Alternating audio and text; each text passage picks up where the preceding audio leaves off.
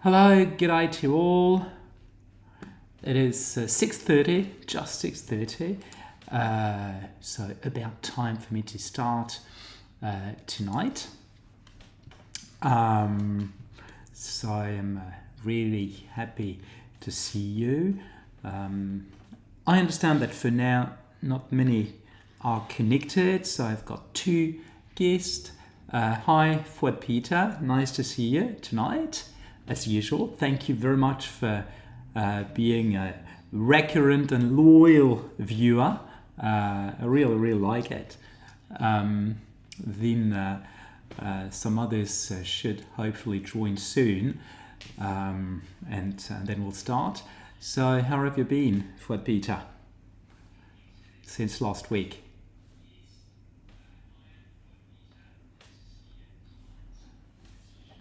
So hi, new guest.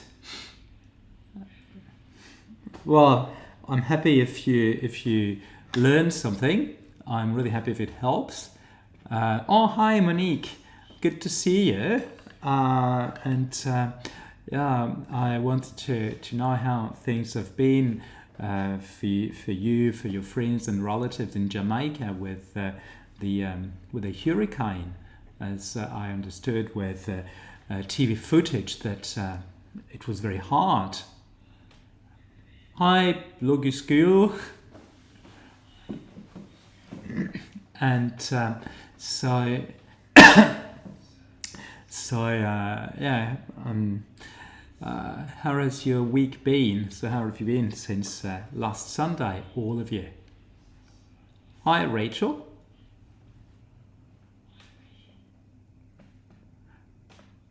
So no one is daring to really share. So okay, I'll start with some updates on my side. Many people lost many fruit trees and roofs, but they are alive and well.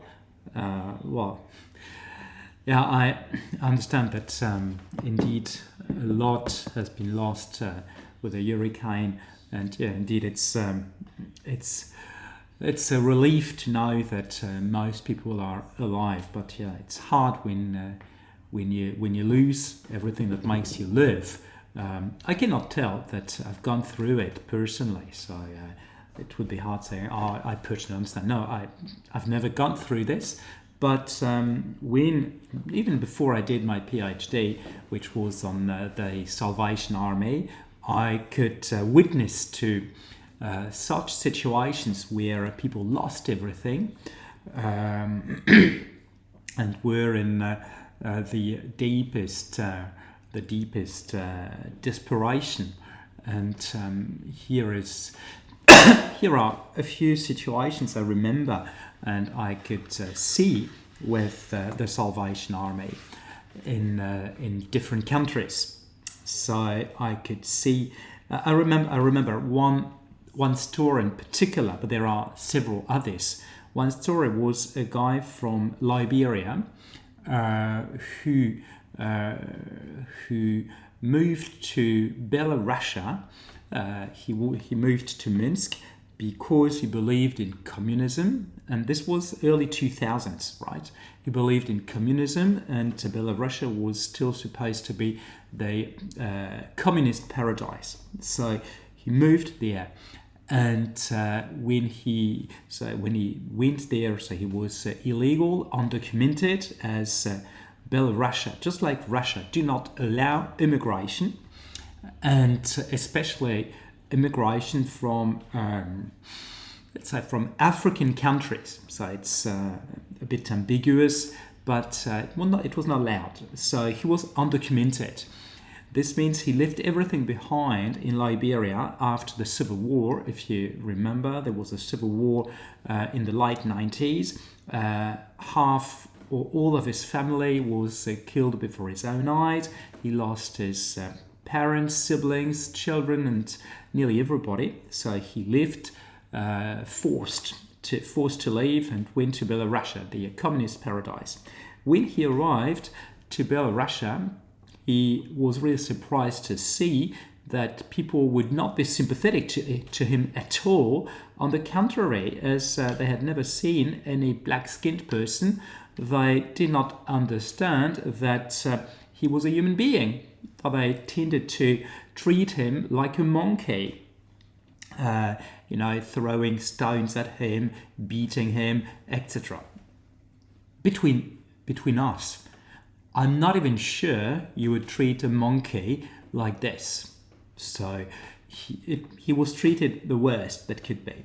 A woman found him and protected him, gave him some home relief for some time, and after about 6 months or something, he understood that this paradise was not a paradise, and he left Belarus.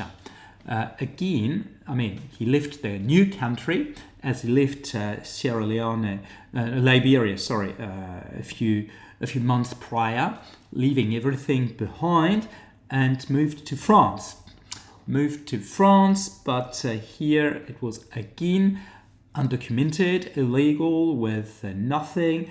But thank God, people were more understanding, not necessarily more welcoming, but more understanding and tolerant. Being black-skinned is not anything unusual or abnormal in France. But he was strongly marked by what had happened to his family in Liberia, and then to him in Belarus. And I remember him as we met through the Salvation Army. It was at a time where I was between Paris and Minsk, so I was spending some time in Minsk, and we could speak Russian. So he didn't speak a word of French, and we could speak Russian together. So, hi, 𝘗𝘀𝘀𝘁. So we could speak Russian together. It was a bit helpful for him, but I really understood how it feels when indeed you had to leave everything behind, when you lost everything. I understand through stories I've seen firsthand. That's the first story I remember. But I also remember when you speak of the Indies, Jamaica, the West Indies. I also remember there were a lot of Haitians who, hi Hamden, how are you? So there were also many Haitians who had left their home country because of the subsequent dictatorships since Jean-Claude Duvalier and then his son, and then each liberator of the country. And it was a similar story. So families were persecuted, were tortured, etc. So they had to live with strong trauma. And when they arrived to France, a number of them were undocumented. And being undocumented, I remember that one was not even daring to leave his brother's house, who was documented, by the way, who had papers. He didn't dare, because he said to me, well, if anything happens to me, if there is... yes, we are. I agree with Peter. We're thankful for institutions like the Salvation Army in such context, indeed. So he was not daring to go out, as he said, well, if anything happens to me, then I will be deported. So anything. And I said, well, what does it mean, anything? He said, well, anything. I might have an accident and then go to hospital. Then the police will know and I will be deported. If I'm aggressed by someone, if I'm stolen something or whatsoever, am I allowed to lodge a complaint? If I do lodge a complaint, then I'm deported. If I do not lodge a complaint, I remain a victim forever, etc. So I saw a number of stories. I also remember something which was same period. Same periods. So it was winter 1999-2000. and in Switzerland and Austria, where there was this, it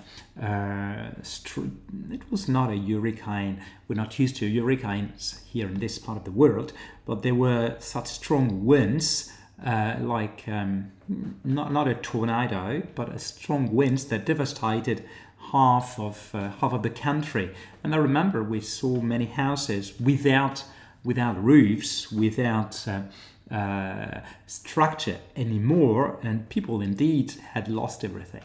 Yeah, and what is true is that in both instances, the Salvation Army was very prompt to respond, sending people to help with recovery, sending not necessarily money. So for Switzerland and Austria, money was not the biggest problem. The problem was arms, so having people who could help rebuild and who could help salvage what could be salvaged. So France is accepting in ways that many countries are not.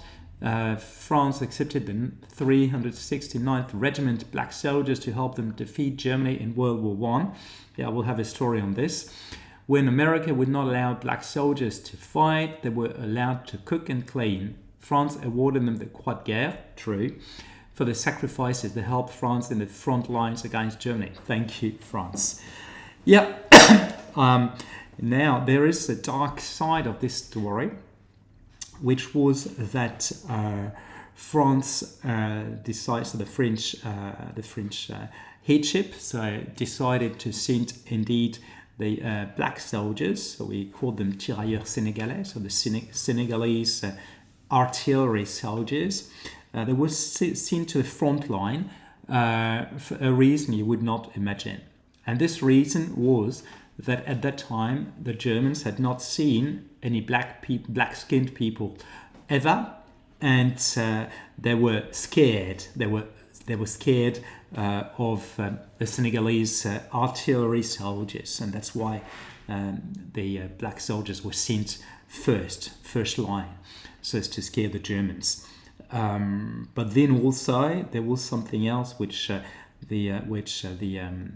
commandment found. It was that, and it's true, and they found that black-skinned soldiers would not be as visible in the night as lighter-skinned soldiers. So sending them during the night would be the best camouflage ever, even before we spoke of camouflage, which only came with World War II. But just to say, the story is not as it's not as nice as we might hope, or as we might like, but I like it to be. But it's the sad story. So so I've got a special thought for people in the West Indies who've been devastated. That's right. Sorry. And then, well, you're welcome. You're welcome. Now I've got a special interest in the West Indies. I've always had, because it's, for me, it's really fascinating, this region of the world where you have people supposedly able to speak nearly all possible languages in the world.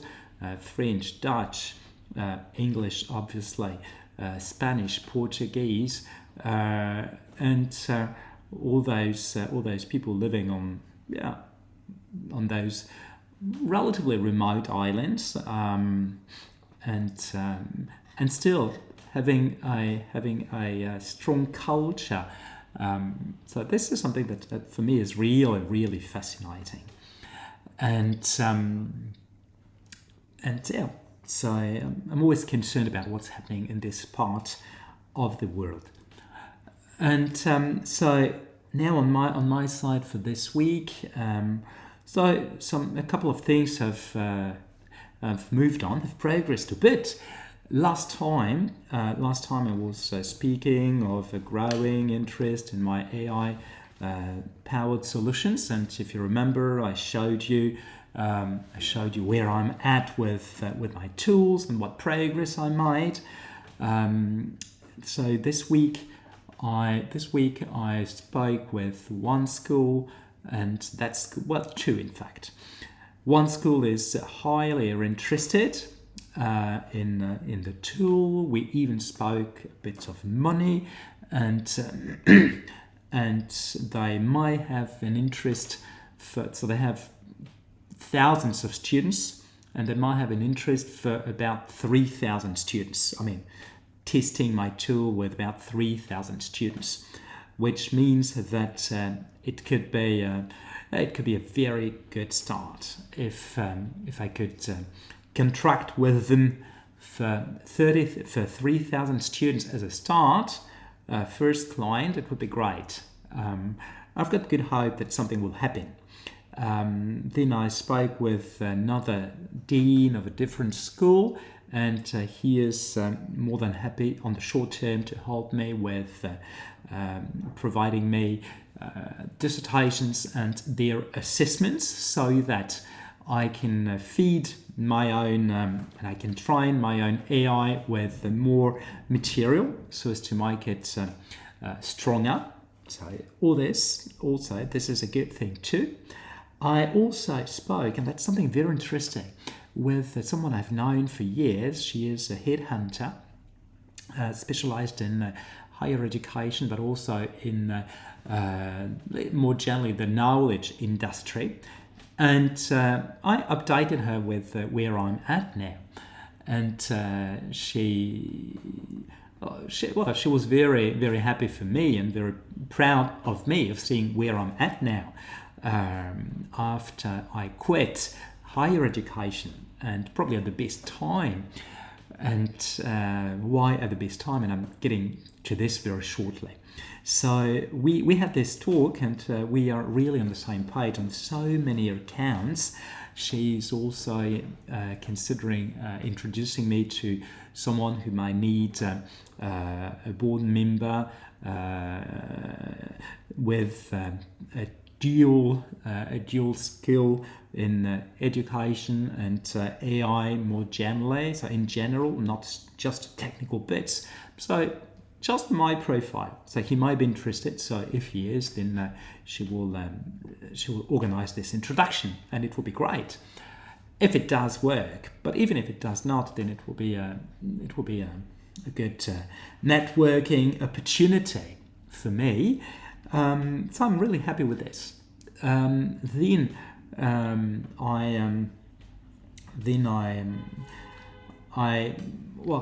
not going into too much technical bits, but last week when I showed you my tool, where I'm at, I showed you the current version.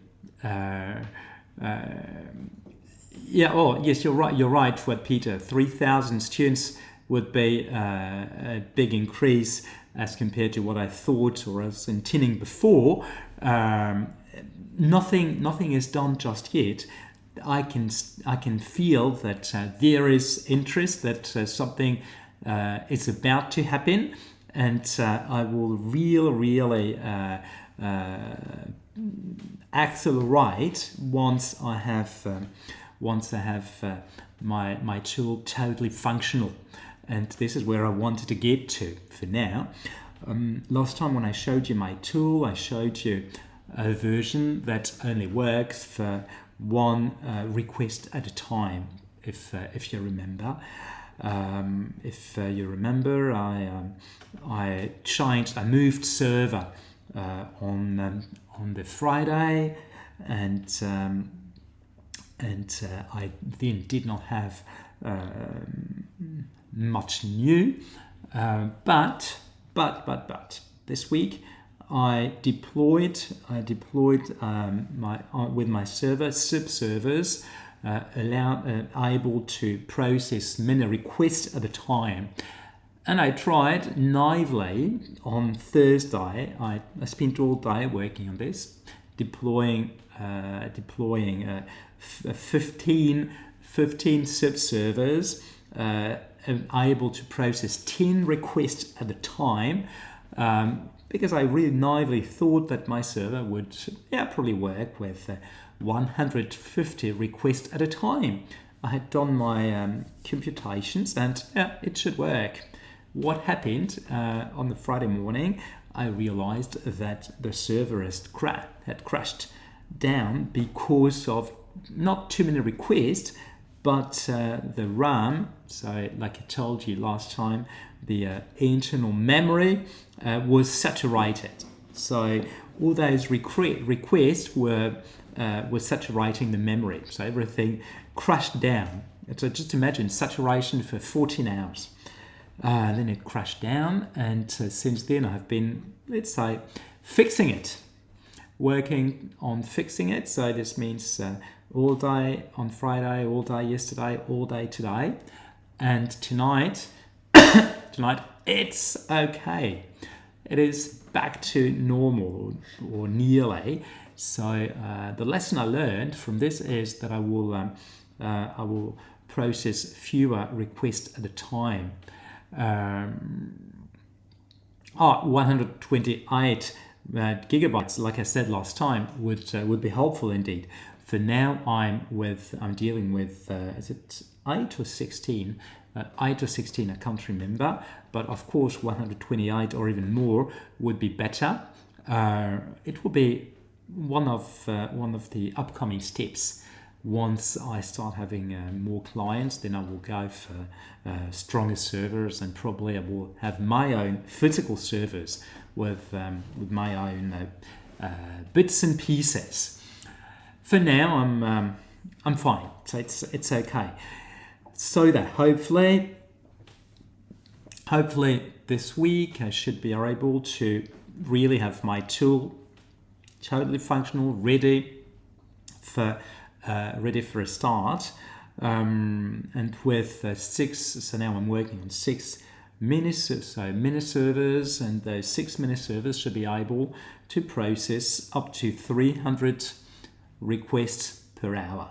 So processing 300 dissertations in an hour, if all of them are submitted at the same time, it's okay. So, and this without a risk of any crash. So temporarily, until I've got more clients and until I need something much stronger, it should be okay. And then back to what I was saying about about me quitting higher education about a year ago. It is true that eventually, I think, in retrospect, I did it at the best time. Why? Because in many countries, so in Europe, in Australia, in New Zealand, in the UK, in the US, in Canada as well, universities are confronted with the biggest crisis ever. And it's a structural crisis. There is the decline of student numbers. Demographics are not helping. So fewer students are enrolling. Plus, geopolitics is not helping. International students are not as many as they were before. If you consider two student populations, like Chinese and Indian students, there are fewer in numbers now than there were even 6 years ago, before, let's say before the pandemic, even if the pandemic does not have a direct effect on the fact that there are fewer in numbers. And this geopolitical thing is that while China has toughened conditions for studying abroad, plus China is having a hard time, or giving a hard time to European countries, plus the US, of course, and a number of other countries. So 2 things that result in fewer students enrolling. And in most countries also, there is a big decline in public subsidies to universities. In France, let's say that on average, and I'm not giving much detail, but on average, it's so in 3 years, 60% of subsidies, public subsidies, have dropped or public subsidies have dropped by 60%. So big crisis ever for universities in most countries in the world, which means that most universities are incurring losses, and a number of them are, or in a number of countries, they are making people, including academics, redundant. This started in Australia and in the UK. And it is bound to happen in Europe as well. But I would say that probably most academics are not conscious of this. I'm not saying they do not know. There's no conspiracy, of course. It is something bound to happen.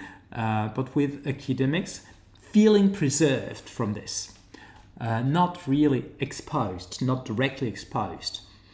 And when you double this with the advent of AI and with the fact that AI is more and more replacing white collars and it's intellectual jobs, I am not too confident that my fellow academics will easily find work if universities make them redundant. I'm really convinced that it will be very hard for academics, probably in the 2 years to come. I may be wrong, but my feeling is that things are not going to improve, and I quit.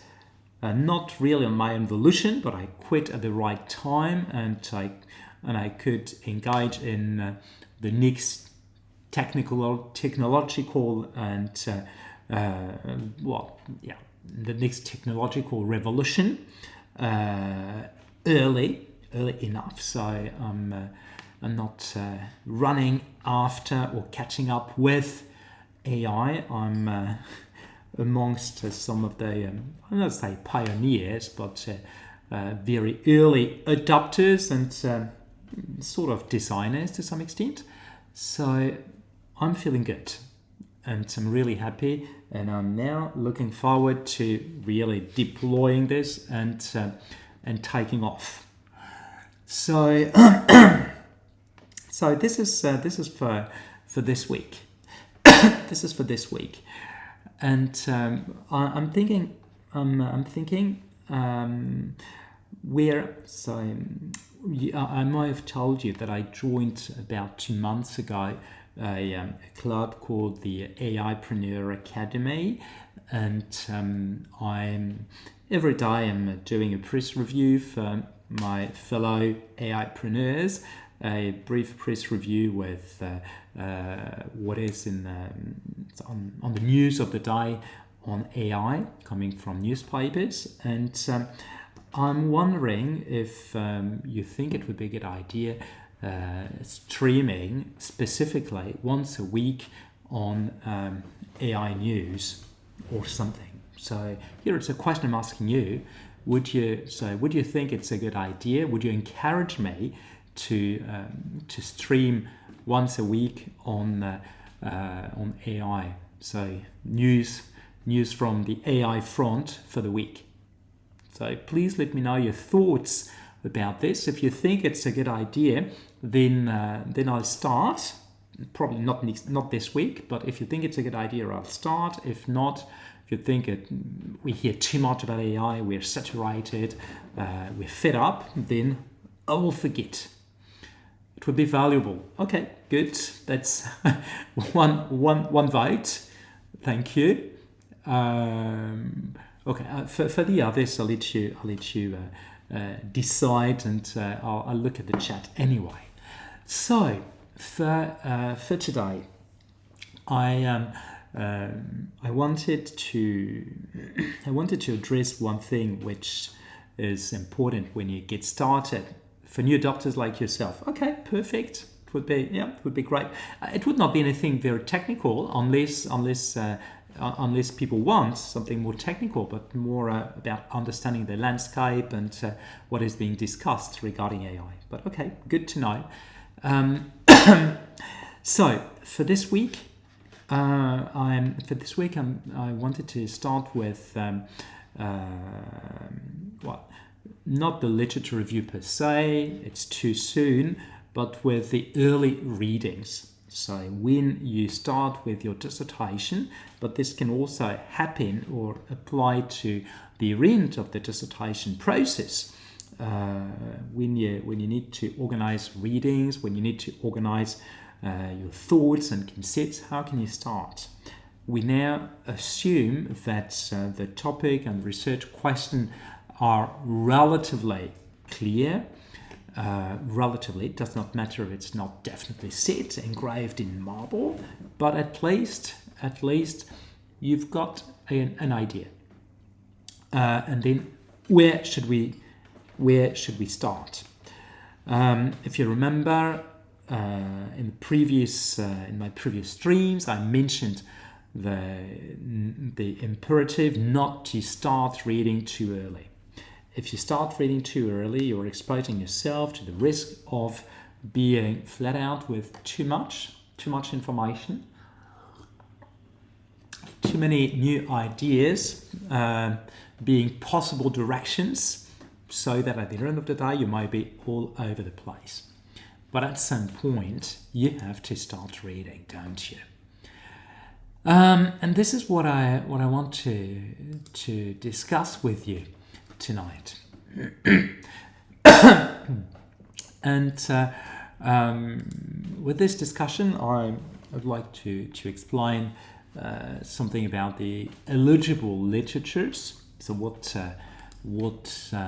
type of literature is pertinent? Not speaking of contents just yet, but what type of literature is pertinent? Then also how you can read it quickly, so a quick read, so as to avoid wasting time on readings that are not really helpful.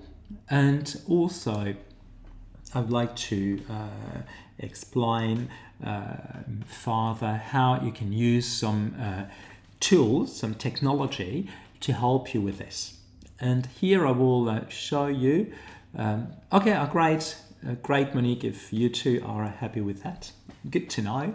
For AI, I was saying, some tools that are sort of AI powered, but that existed long before we started speaking of generative AI. So they are stronger now. Tools that are just fantastic. And tools that I used for my own PhD when I started 20 years ago. Oh, scary to know that it was 20 years ago. Just 20 years ago. I remember I enrolled 2nd of November 2005. So it was just 20 years ago. What an anniversary, 2 decades. Wow. So 2 decades ago then, it makes me feel so old now.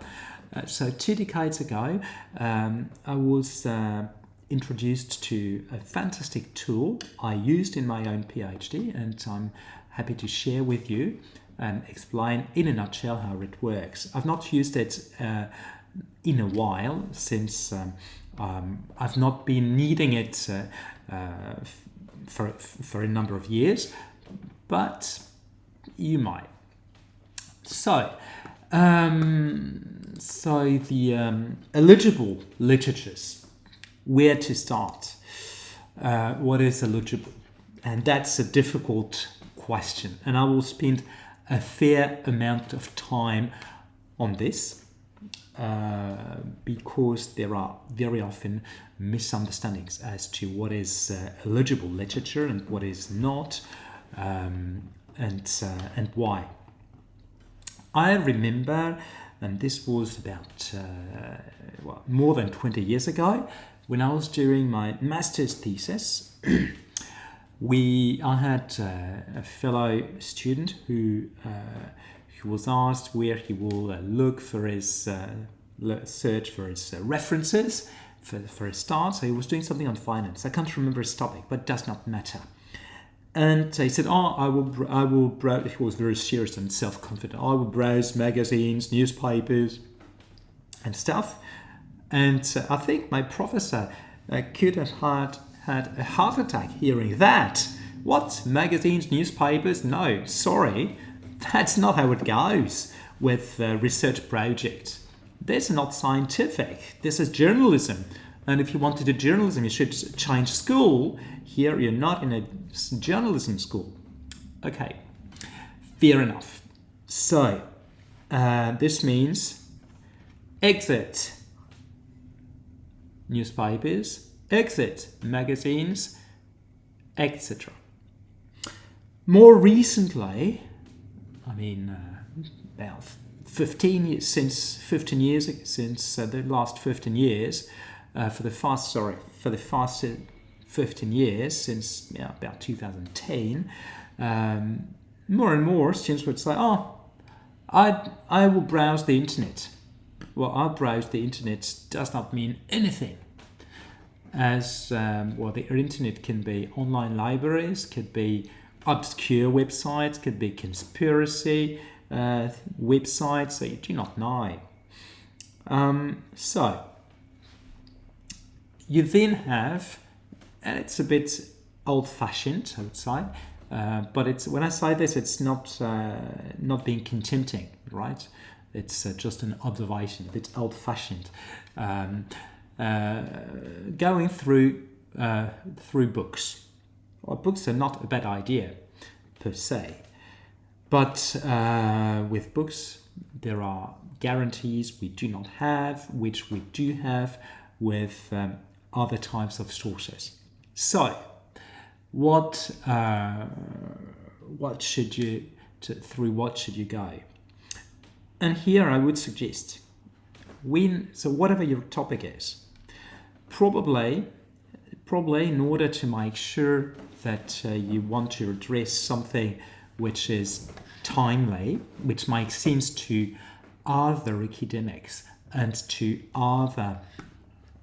practitioners in a way or another, I recommend that you can start with LinkedIn. You can start with LinkedIn using your keywords as hashtags so as to see what happens, what is being said today on your topic. And I'm suggesting LinkedIn because it is very interesting to see that you have both academics and practitioners sharing insights into contemporary topics. So it is not unusual to see academics promoting their most recent publications at the same time as practitioners are exchanging ideas and thoughts. This could be a good start, and a good start to really cross those two concerns, especially as you might hopefully remember that in a previous stream, in a previous live, I was explaining that your research question must be of interest to you in the first place, to society or practitioners in the second place, and in the third place to academia.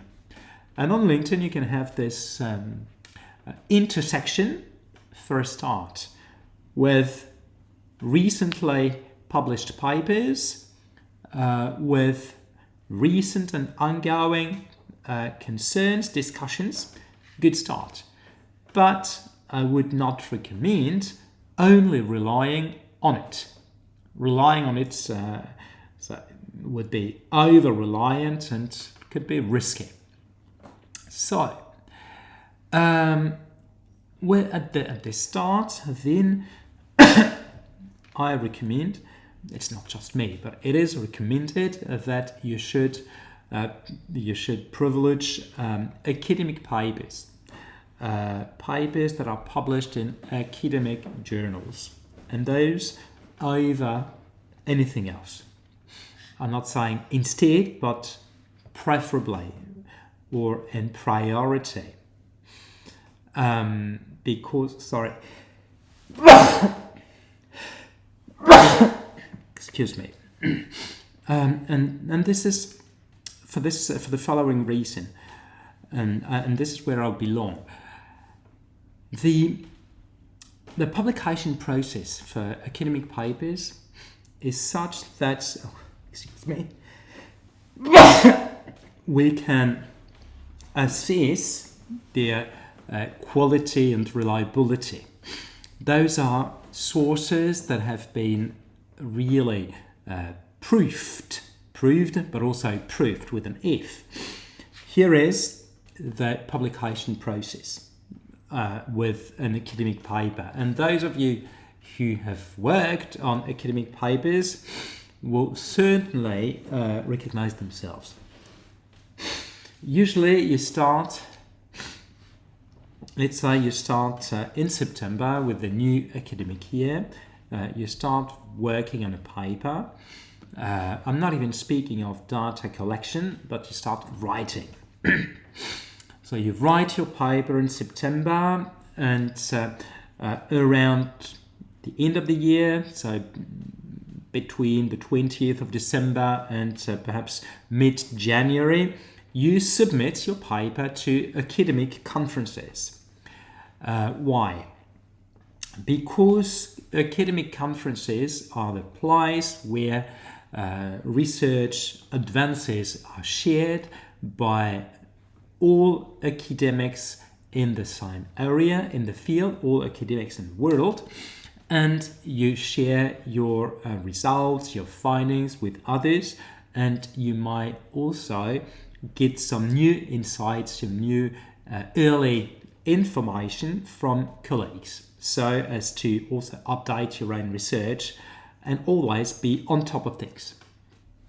Fair enough. So you submit. So remember, you started September. Let's say September 2025. And you then submit to this conference, let's say mid-December or late December 2025. And then the paper is sent to 2 anonymous reviewers, 2 people, so the conference organizers have a list of all participants or people who submit a paper, and a list of all reviewers, and then they select 2 reviewers who are specialized in your field and send to them your paper anonymously. This means they do not know who the other reviewer is, they do not know who the author is, and likewise you as an author do not know who your reviewers are. Then those 2 reviewers supposedly read the paper, check your work in detail, and write a review report. And so in this review report, they recommend some improvement, they recommend some updates with things you might have overlooked, and either they reject the paper of the conference, or they accept it, or they recommend some changes, but they always suggest new things. Fair enough. Those reviews arrive around March. So it takes about 3 months until you receive your reviews. And then the conference is usually around June, July. So it will be, let's say, July 2026. And so between March and June, July, you have about 3-4 months to improve your paper. So to update, to take those comments into account, so to make sure your paper is good enough. Then you go to the conference, you present, you hear other people, other colleagues, you receive feedback on your paper from colleagues who are working on similar things and have good ideas. You can improve it, you can update it, you can be on top of things. Great. Fair enough. Then this means you have to work on the paper again. And you think, okay, I really want this paper to be ready by the end of the year, really. And something we often do is that we then have to test this paper again before we submit it to an academic journal. So you take all of your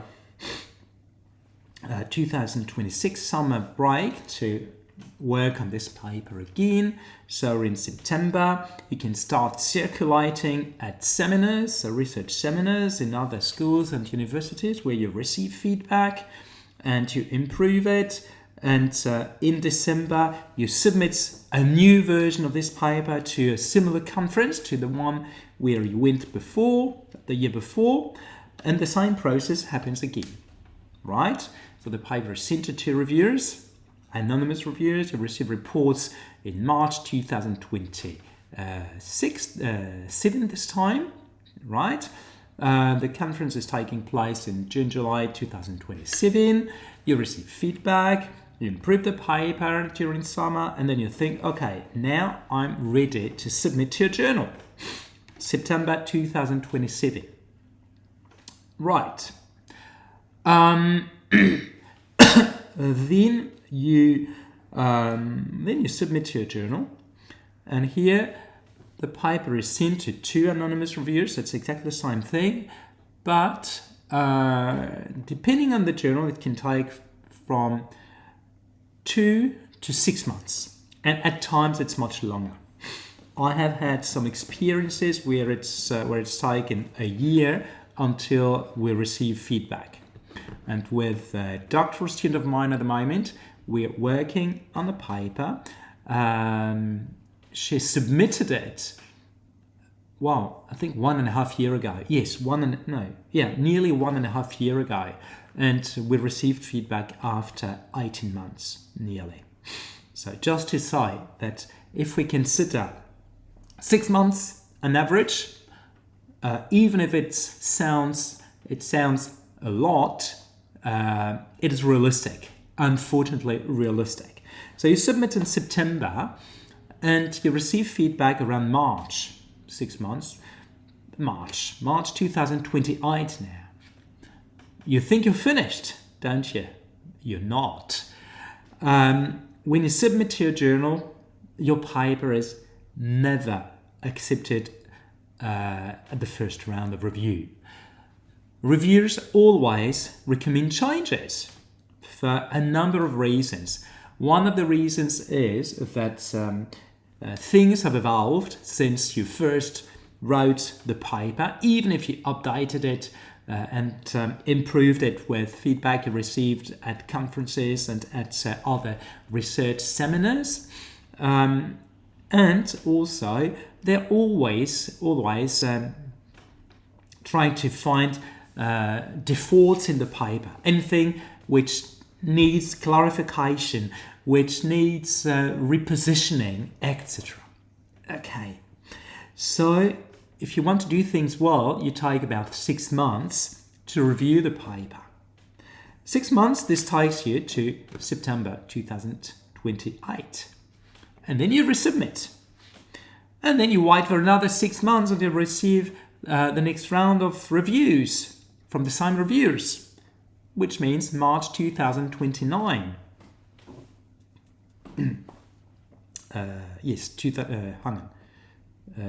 2029, March 2029.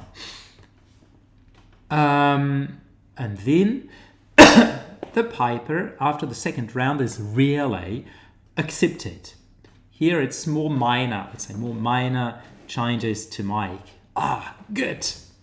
March 2029, like I said, you hope at last that you're nearly there. So it takes you then 3 months to review the paper. So to revise the paper, which means June, you want it done before summer, generally, so it's been too long. June 2029, you resubmit to the same journal, and then again it might take up to 6 months. So December, so end of the year, end of 2029, you have the acceptance letter from the review, from the editor, saying, thank you very much, your paper is now accepted, and it will be published in 2031 or 32. heart attack. How come? My paper is accepted. How come it's not published now? Well, because you're not alone, because there's a queue until your paper is published. So there were other papers accepted prior to yours, so that there's no reason your paper should be published earlier than others. But then, sorry, at times, it's not often, but at times it happens that by the time the paper should be published, then it is eventually not. It is withdrawn by the editors because it is obsolete. Because earlier publications knowledge have evolved so that the paper is no longer needed. So even if it was accepted, you might end up having a paper which is not published at all. So what is the point with this? The point is that when you work on a paper, you go through so many rounds of revisions, so many exchanges with peers that check every single word, that verify everything in your work, that at the end of the day, at the end of the process, we supposedly have a guarantee of quality. So we know that the paper is published because other academics consider it is worth publishing. It is scientific, it's rigorous, it makes it has a significant contribution to knowledge, it is reliable, it is everything. Here, remember, if the paper is published in 2032, this means 7 years after you started working on it, you started writing it. So this takes me then to a second thing in relation to papers over other sources. Recency. And then I'll get back to other sources. But recency. It is important that your readings be grounded in recent publications rather than old ones. Recent publications started a while ago, and we might see in places that things are changing, even if research is might in places read as a bit dated in some places, not always. If you take papers that were published 10 years before, it might mean that they're more than 15 years old. If you take a paper that was published 5 years ago, it might already be 10 or 12 years old. So the data, the material might be already dated. So important is to start with recent publications. Back to other sources. As now I hope you understand the significance of academic papers and the let's say the rigor in the selection process and the publication process, you can see that it is hard relying on other sources that do not go through a similar review process. Anything on their internet, work in progress, working paper, a blog or whatsoever, all this, or a conference paper, all this can be good or not, we don't know. Let's consider a conference paper. A conference paper is a paper, as if you remember, that you submit for the first or second time after you first written it.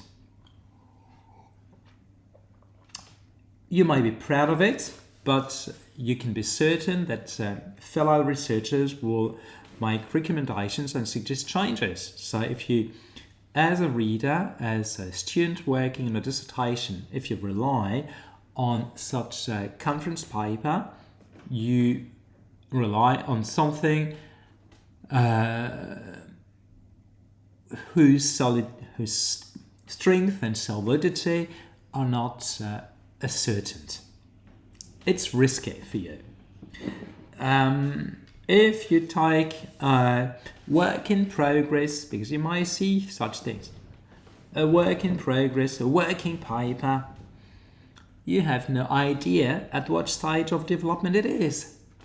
It might be at a very early stage of development, or it might be at a late stage of development, but we do not know. And as we do not know, we cannot assess it. Well, would I place more weight on more recent or more cited publications? I would say two things. When you consider, and that's very important. So thank you for your question, because you're raising a very important point.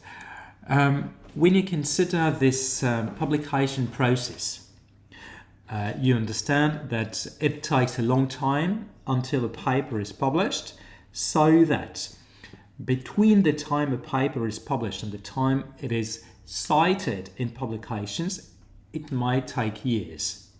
So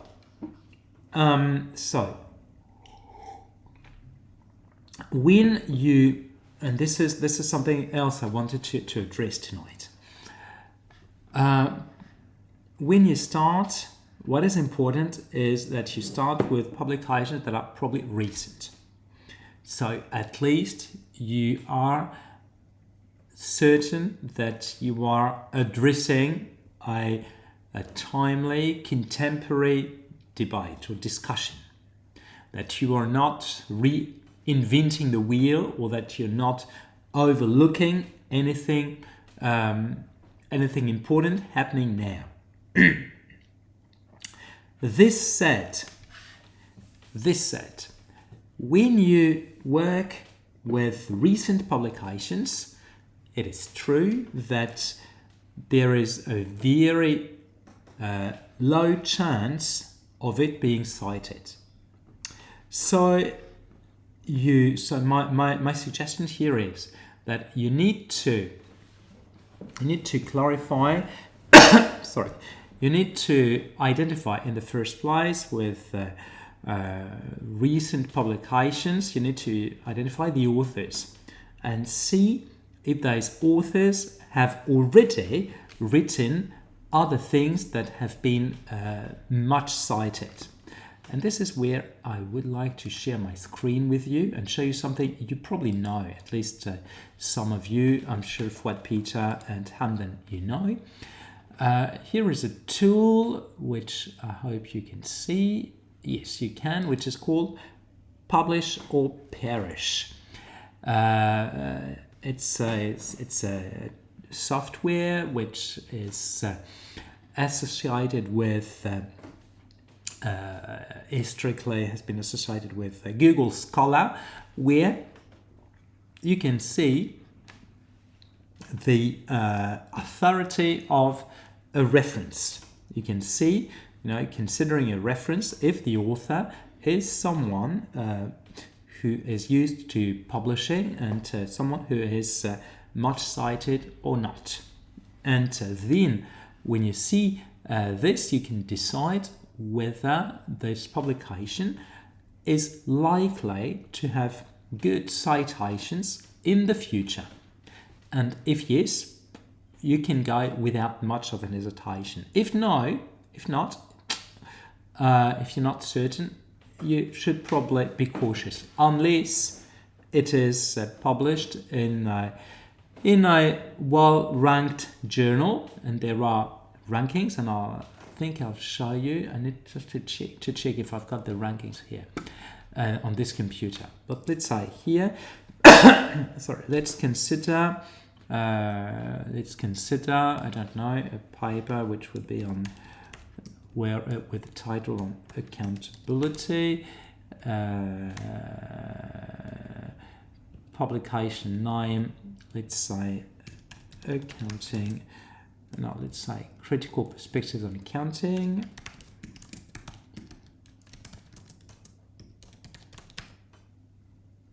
Oops. And here 108 publications, and you will see they are presented one by one with the number of citations in total, here from the most cited to the least cited per year, and then the number of citations per year, and you've got here year of publication. And here if I select 2025, let's take the most recent ones. Let's take from 2024, just to see. Let's say we've got papers here that might sound good, but not much cited, right? Then should we rely on them? For instance, I had somewhere, where is it? Oops, sorry, can't see, but okay, whatever. So here, if we take this one with Jesse Dillard, rights-based, worker-driven accountability in the fields from 2024, is it a paper that would deserve to be cited much or not? Or even this one, 2025, 𝘂𝘀, accountability and sovereignty, fighter controls in the Palestine-Israel indigenous settler relationship. Okay, 2025, if we cite it, are we encountering any risk?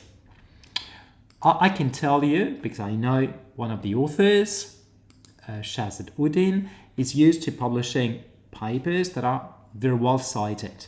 So I'm not too worried.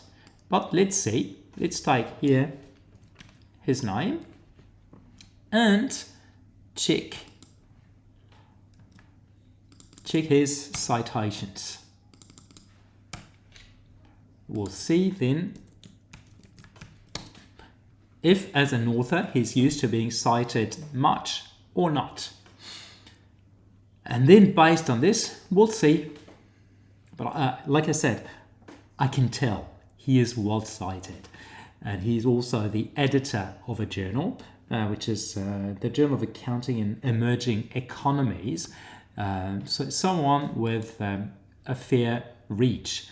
So his papers, his in total, if you see here, it's got nearly 4,000 citations, which is very good for a researcher, especially in our disciplines. And you can see that he's got yes, his lead paper from 2009 was cited 514 times, and his other papers are probably cited on average 40 or 50 times, which is okay.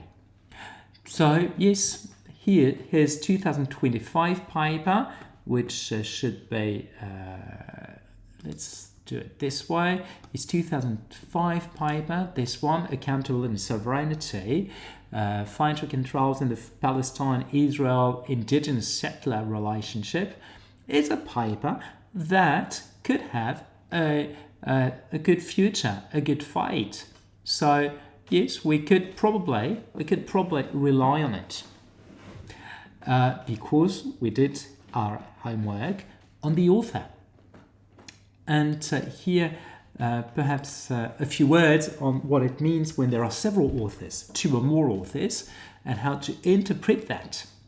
I'm sure it is a question some of you might have. What does it mean when there are more than one author? When you've got one author, it's very easy. It is a paper on which someone has worked alone. When you've got 2 authors, it means that it can mean two things. Either that this is a paper indeed on which two people have worked concurrently, together, equally, or that you've got someone who took the lead on the paper, the first author took the lead on the paper, and the second author was like an active sparring partner and really helping, rereading, making comments, etc. When you've got three authors, the third author is generally the most senior author and the one facilitating publication, making publication happen, as he knows the publication process, he knows editors, he knows all those expectations and can really advise on how to make this paper publishable and acceptable. So this is how to read this, and then when you do this way, you can have a fair idea of the plausible authority a recent paper could have in the future. And of course, in saying this, I'm not discarding seminal papers. But those seminal papers are papers you will find by browsing bibliographies. So when you go through the bibliography of a paper, you see what references are cited, and then when you go other papers, at some point you will end up finding recurrent references. And those recurrent references are generally those seminal ones, which is better to read firsthand, so as to have your own idea, your own understanding of it, and indeed can cite it as seminal, as foundational for the discipline or for the field. Does this answer your question, 𝘓𝘂𝘊?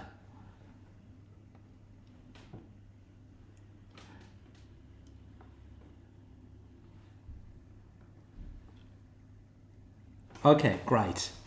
Awesome. And seeing this,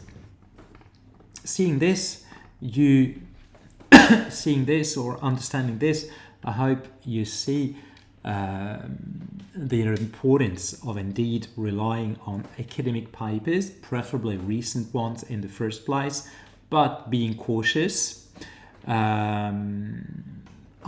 Otherwise, we might end up building too much, relying too much on things that are not highly reliable.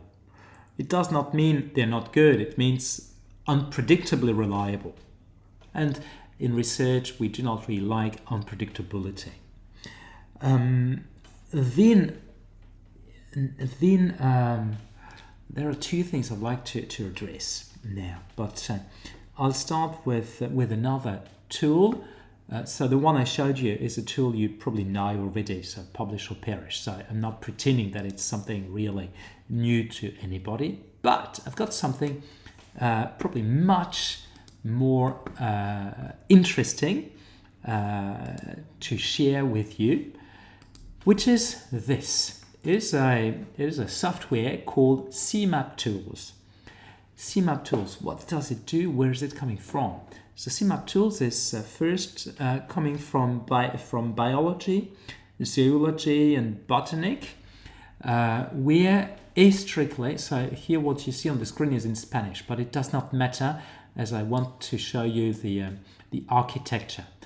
Strictly it was used for designing trees with species of animals and plants, so as to see their connections and resemblances and stuff, and draw a sort of a genealogy or sort of a family tree, but interestingly based on concepts. Here is so it's based on concepts. So supposedly, when you select, so you start with concept, which is a keyword you've seen somewhere or which is central to your work, and you can browse, you can search. Here you'll see it will not work, but here, oh yes, here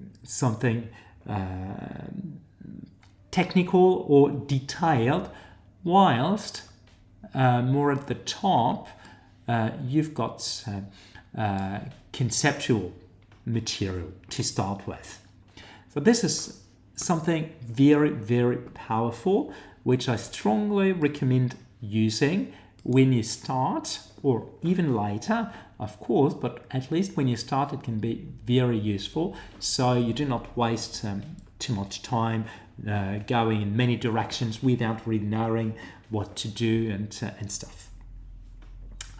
Then I was also mentioning how to read a paper.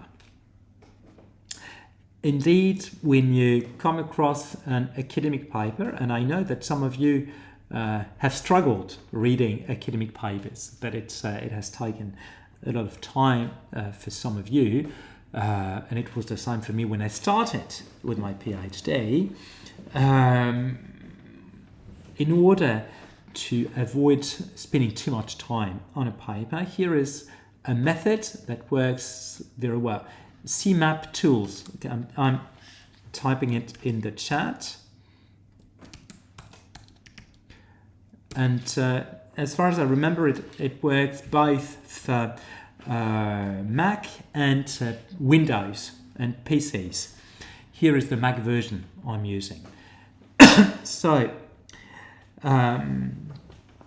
if you read a paper carefully from cover to cover, so let's say a 30-page paper, and if you try to understand everything, it might take you hours. It might take you hours. It may be discouraging, and also not very productive. So, how can you do it quickly?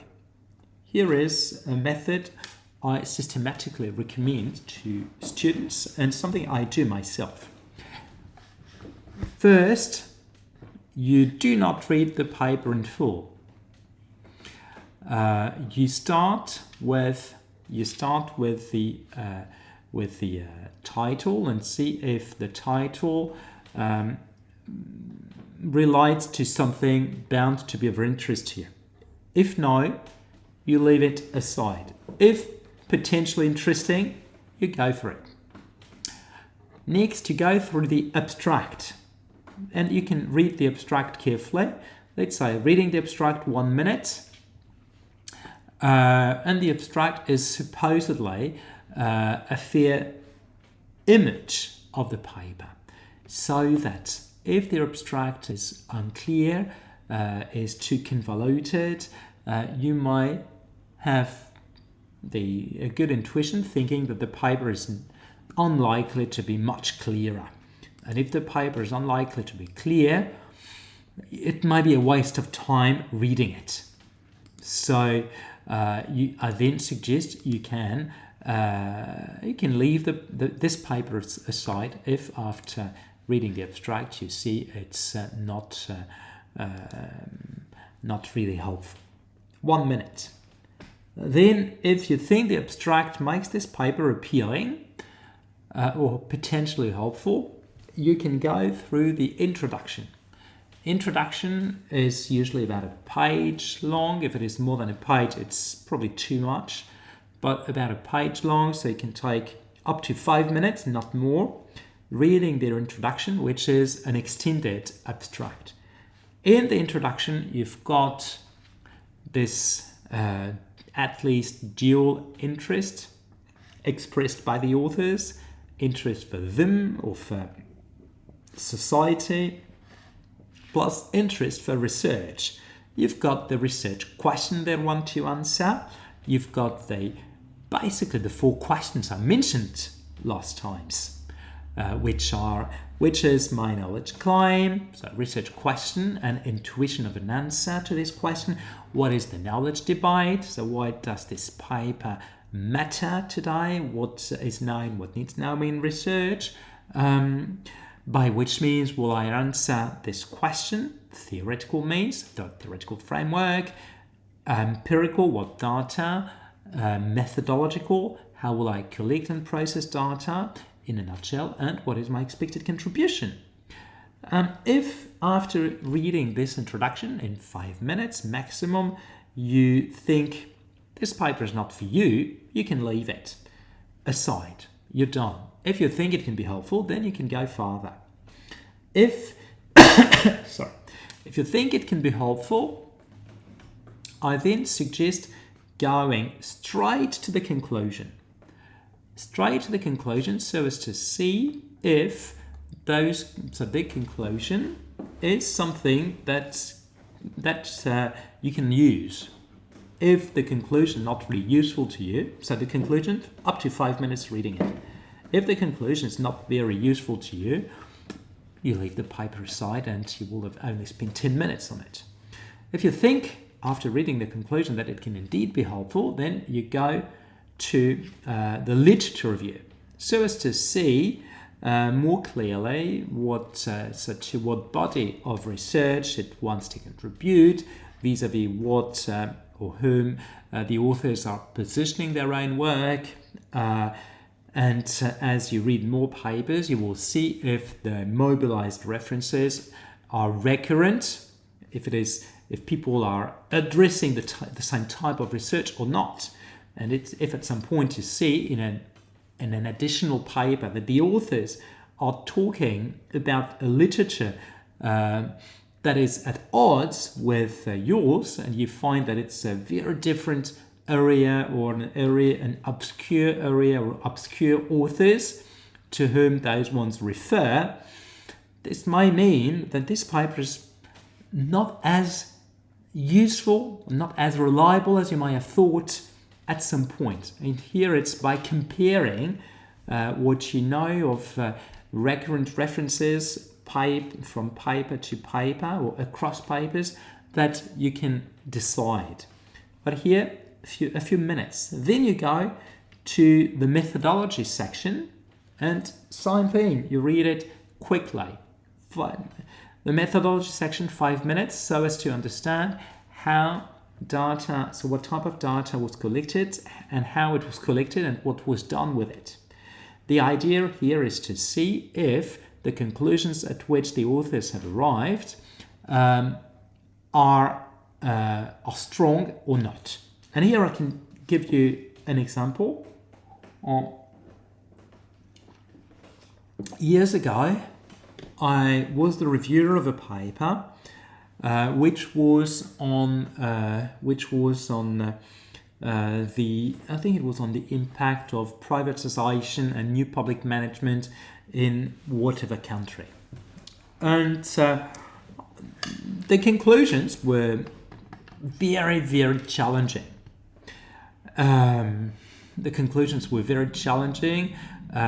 Great food for thought. Hi, Miava.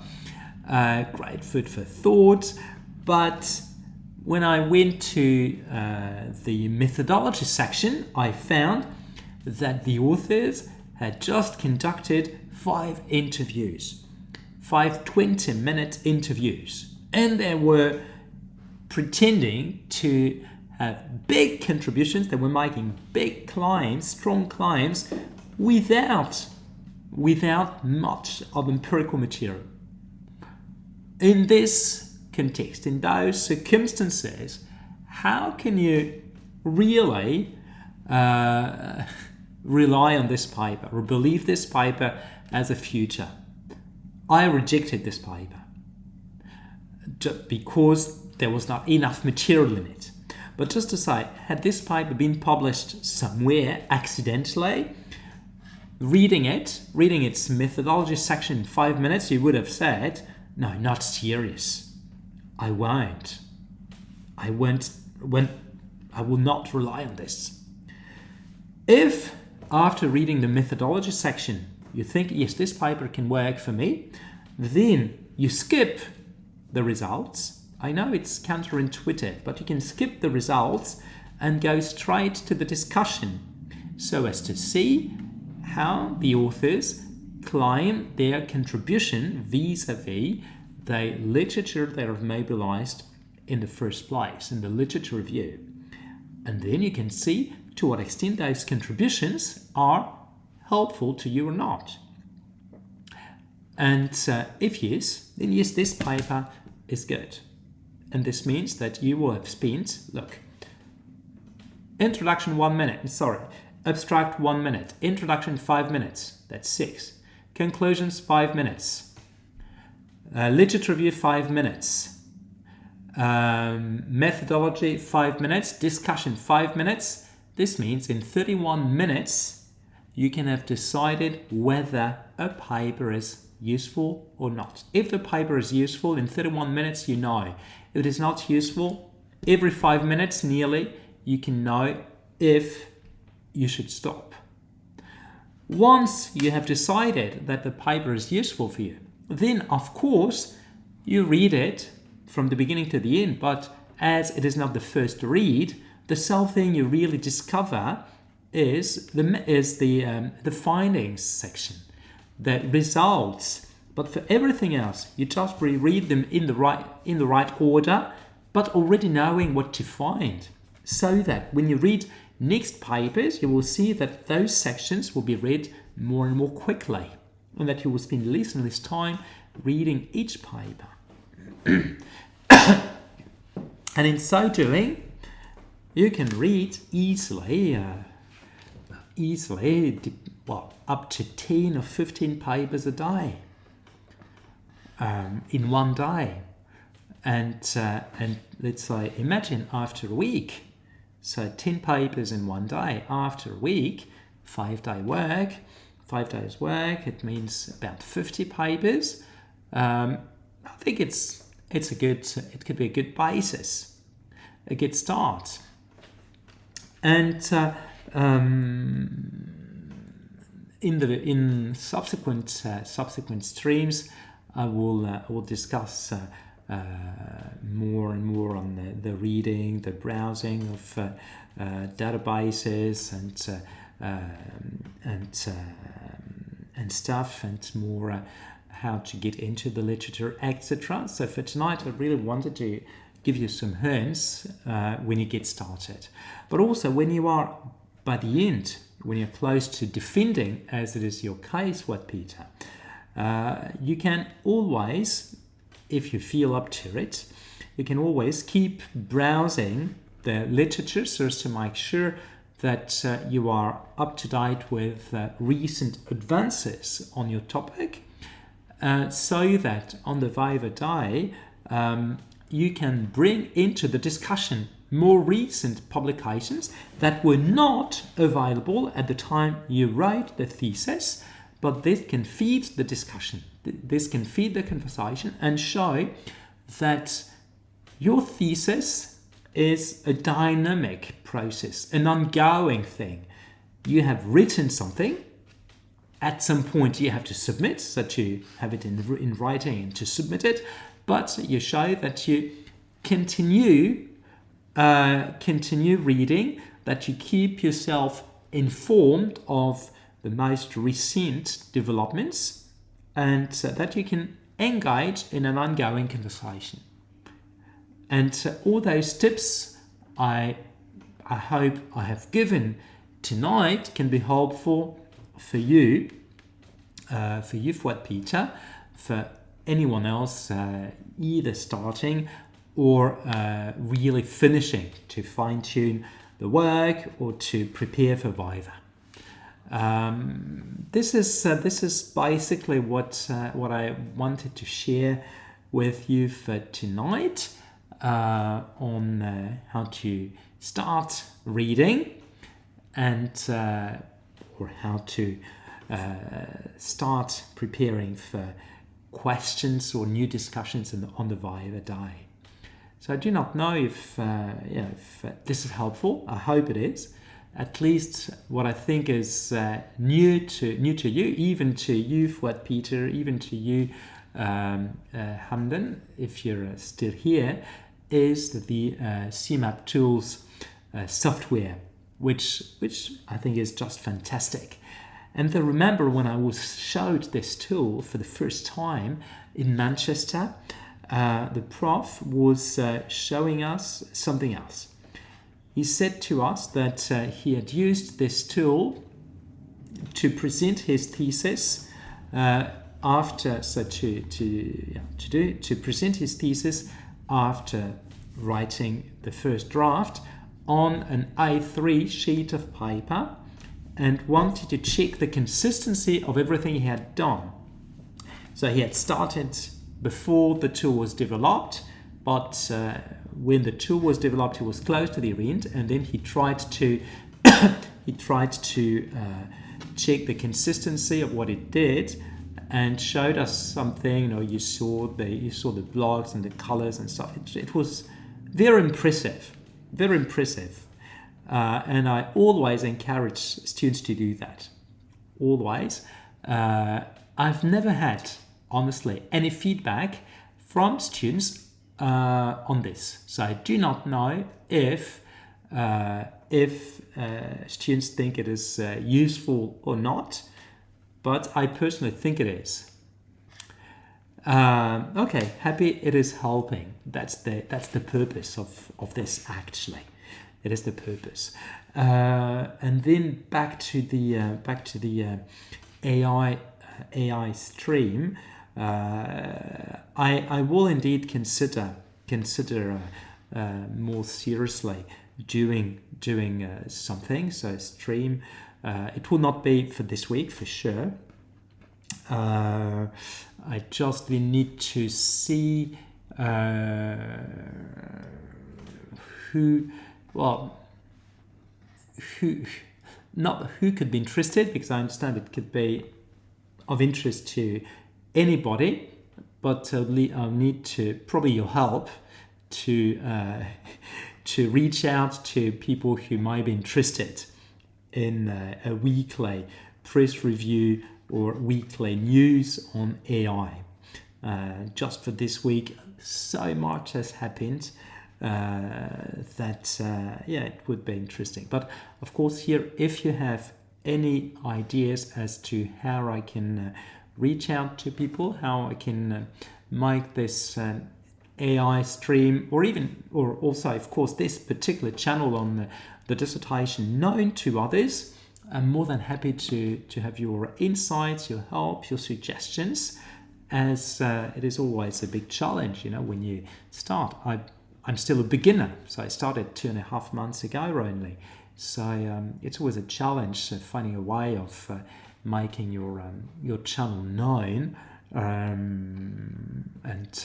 do not need thousands of viewers, but I would really love it to be useful to the greatest number of people. And it will be the same for the stream on AI. And I will take a bit of time just to find the right way of advertising or promoting the channel. And of course, should you have any advice, any suggestions, they are all more than welcome. So again, thank you very much for joining tonight. Thank you very much for coming every week, or as often as you do. Looking forward to seeing you next week, same time, same place, and the theme will be shared with you short prior. Okay, so thank you. I wish you a lovely evening, a lovely day in the US, and a great week. And see you next week. See you next Sunday. Bye to all.